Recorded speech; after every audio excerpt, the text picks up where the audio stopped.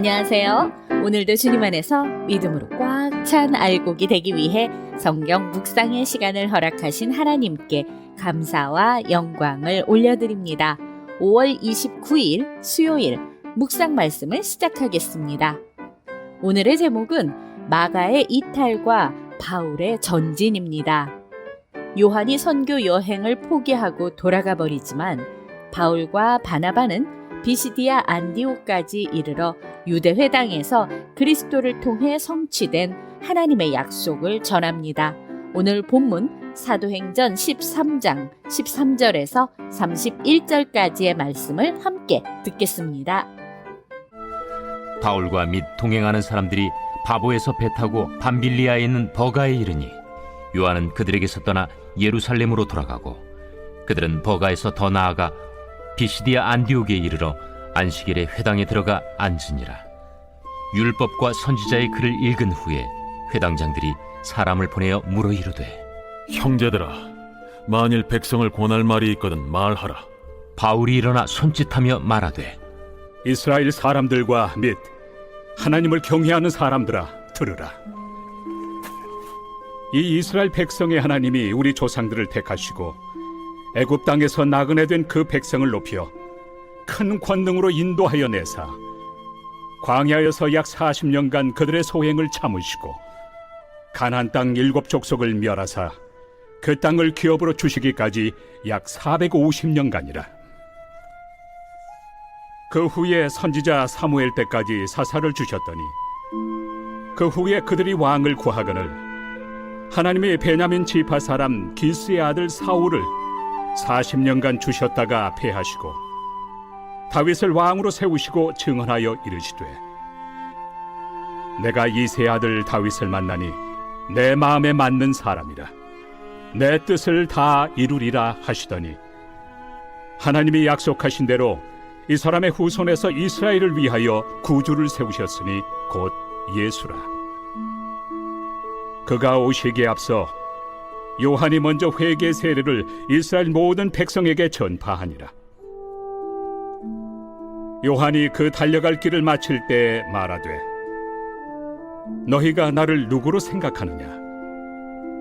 나는 그리스도가 아니라 내 뒤에 오시는 이가 있으니 나는 그 발의 신발끈을 풀기도 감당하지 못하리라 하였으니, 형제들아, 아브라함의 후손과 너희 중 하나님을 경외하는 사람들아, 이 구원의 말씀을 우리에게 보내셨거늘 예루살렘에 사는 자들과 그들 관리들이 예수와 및 안식일마다 외우는 바 선지자들의 말을 알지 못하므로 예수를 정죄하여 선지자들의 말을 응하게 하였도다.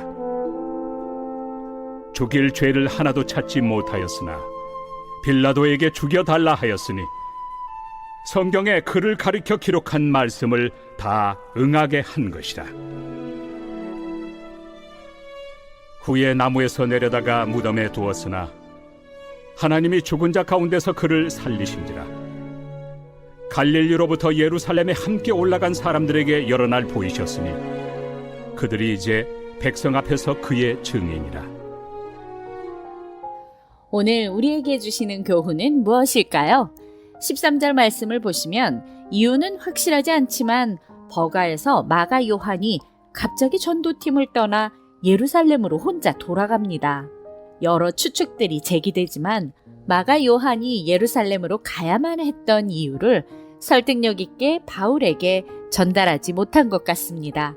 후에 바울과 바나바가 마가 요한의 전도팀 합류 여부를 두고 크게 의견이 갈려 각자 전도팀을 꾸려 떠나게 됩니다. 1차 전도팀에서 포기했던 마가는 후에 믿음이 크게 성장하여 교회에 꼭 필요한 인물이 됩니다. 그는 사복음서 중 한 권인 마가복음을 기록했고 주로 베드로의 조력자이면서 통역자로 일했으며 베드로는 그를 내 아들이라 칭하며 아꼈습니다. 바울도 나중에는 자신의 동역자로 인정하면서 마가를 아주 유익한 자라고 칭찬했습니다. 우리는 믿음의 분량도 하나님께서 사용하시는 때도 각자 다릅니다. 지금의 모습으로 상대를 평가하거나 비판하지 말고 하나님의 때를 기다리며 기도합시다. 14절에서 16절 말씀을 보시면 마가를 떠나보낸 전도팀은 버가에서 비시디아 안디옥에 이르렀고 마침 안식일이라 회당에 들어가게 됩니다. 구브로 섬의 바보에서 복음에 반대하던 마술사를 맹인으로 만든 뒤부터 바울이 많이 알려지게 됩니다. 성경을 낭독한 후 회당장들이 바울에게 설교를 권하자 바울은 기회를 놓치지 않고 복음을 선포합니다. 우리도 바울과 같이 복음을 전해야 하는 곳이면 어디든 순종하며 언제든 담대하게 전할 수 있는 준비된 일꾼들이 됩시다. 17절에서 31절 말씀을 보시면 바울은 하나님께서 다윗을 통하여 하나님의 뜻을 이루겠다고 약속하셨고 마침내 예수 그리스도를 이스라엘의 구주로 보내 그 약속을 성취하셨다고 선언합니다. 세례 요한이 먼저 와서 예수를 그리스도로 선포하며 회개를 촉구했지만 사람들은 예수님을 거부하고 죽였습니다.